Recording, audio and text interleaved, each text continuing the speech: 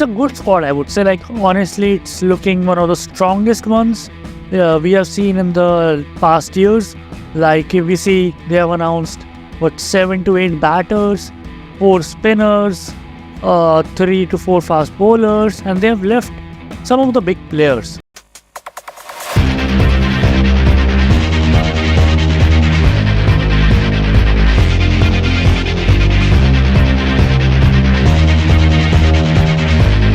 If we start with the batters first, so they have got Rohit Sharma as the captain. He has been in a decent form, like not a great one, but he has been in a decent form. And then to support him, they have gotten Yashasvi Jaiswal above Shubman Gill. That was not surprising at all because Jaiswal had done well in the last couple of months, even if it was England Test series, or was it like before that in the T20s. He had done his part of share and he has proved himself like he can open with Rohit, but he's not also in a great form. That's a major concern. So it will be interesting to see how India with two not in form openers are going to play in the T20 World Cup. Will it be Virat Kohli opening with Rohit? We never know. But if we talk about Virat Kohli has been the consistent run machine this season. Whether it's the first game of the season or till it's like the last one, he has been in the tremendous form. Yes, shut the critics down, like you can't comment on my strike rate, because he has improved on that strike rate by playing against the spinners, and he has proved why he can be in that T20 World Cup squad. Like, though he doesn't need any explanation, but he has proved himself in this IPL why he can be a great asset for India, even when he is opening the batting or batting at number 3. So Virat Kohli, 660 plus runs this season, absolute created a havoc this season. So I'm looking great things from him in this World Cup.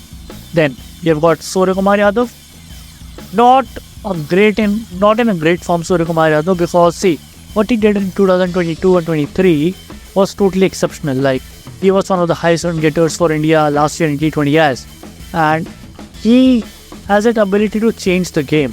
But Suryakumar's form can be a bit of issue, but it just depends like how good the Indian team gets a start in the first few matches at the T20 World Cup. And then we have got, I would say, Shivam Dube, Hardik Pandya. I would try to play them both in the 11 because Hardik Pandya, whose form is also not that great, but he's trying to come back in form. So Shivam Dube can be a good backup for him as a 6th bowling option, and Shivam Dube has been just a classic 6-hitter in this IPL. Like, I think Chennai Super Kings made sure that he got into the T20 World Cup team because they gave him that chances.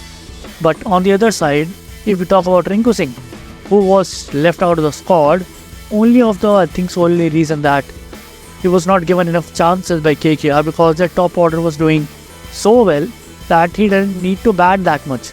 And then I've got two keepers, Rishabh Pant, Sanju, Samson. See, Rishabh Pant, who has made a huge recovery, like a miraculous recovery, can be on that World Cup, had to be on that World Cup team, because out of nowhere he just came into the picture, and there was Jitesh Sharma, there were other keepers as well who could have been the part of the squad, but the only reason Indian team went with him was because he's that impact player you look after, and he can change games in a second. And though he has not performed a lot in the T20 internationals, but he has shown that kind of game in Test cricket. So on that reputation, I think he got selected, and then he had a good IPL season as well in the starting matches, but he really got dropped off in the form in the later part of the season. But Sanju Samson, what a story he has been. From last year, not given enough chances, to scoring a century in South Africa, to hitting good amount of IPL runs this season, he has made his way into the Indian team, because he has not been preferred a lot in the Indian team for the last couple of years. But Jaiswal doesn't work out in the opening order. They can get Rohit and Kohli to open, and Samson can come at number 3 because he has played at that number for Rajasthan in this IPL season, in last few IPL seasons. So he has done pretty well on that number, so they can bring him up there. And then we see the 4 spinners. Akshar, Jadeja, Chahal, and Kuldeep. Akshar has come into the team because they think that they would need another spinner or batter, an all-rounder with Jadeja to give you that batting depth Indian team has been always after. And Akshar Patel, I think, was chosen over Rinku Singh. To be honest, he ate Rinku Singh's spot because of the only reason that Hardik Pandya is not in a great form. And then Jadeja had to be there in the T20 World Cup squad because of what a player he is. And then Chahal. Chahal has made a comeback into the Indian side even after losing the contract by BCCI. So Chahal has performed really well in the first half of the season. Though he has shadowed a little bit in the later part of the season because the team is not doing that well as well. Rajasthan lost 4 matches on a trot.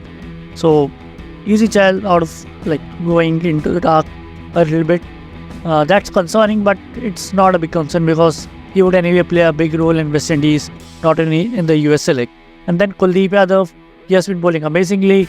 Though he has not a lot of wickets this season, but he was the highest wicket taker for India in T20Is and ODIs last year. So he's a really good prospect for India to use with Akshar, Jadeja and being Kuldeep. So, and then if we talk about the fast bowlers, I would go they have gone with Siraj, Arshdeep, Bumrah. These 3 pacers, Hardik Pandya being the 4th. It's understandable that they're looking at more spin options rather than fast bowling, but I think it should be fine. You will anyway play 2-3, I would say 2 main fast bowlers, Hardik Pandya as 3rd pacer, and then made either 2 spinners as Akshar or Jadeja, or 3 spinners as Akshar, Jadeja and Kuldeep. So that anyway creates you a 6 bowling option. So it's up to a team management how they use it. So Bumrah has been in a really good form, one of the highest wicket takers this season. Arshdeep, who is bowling well in the, I would say, death overs, has given that power to the death bowling.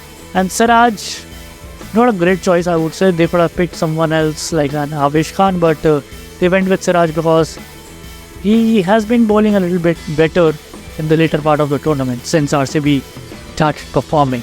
So this was the squad, but if we talk about the reserves, we talk about Rinku Singh, how his spot went out of the window, and then Shubman Gill, fair enough, he was selected in the reserves. I think they might want to have him if Jaiswal fails and Sanju experiments fail. But he has done, he also scored a century, same as Yashasvi Jaiswal, Rohit Sharma this season. So fair enough selection. And then they have got Khalil Ahmed and Avesh Khan. Khalil Ahmed out of the box, I think I would say. I was not expecting him to be in the reserves even. So Khalil Ahmed can be a really good prospect because he's a left-arm pace bowler and he can, I think, I would say, cover that Arshdeep role in the Indian team, bowling up front and bowling in the death overs. And those West Indies pitches can be quite slow, so if anyone gets injured, Khalil can do that variations which he is very famous for. So Khalil, that's why I think he's got selected.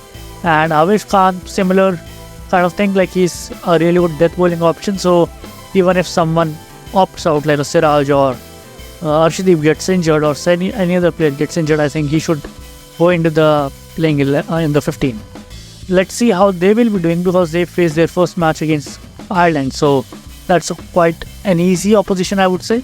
But what 11 they would put in front in the first match, that would be important to see. So that was it for today, and I hope you liked this analysis.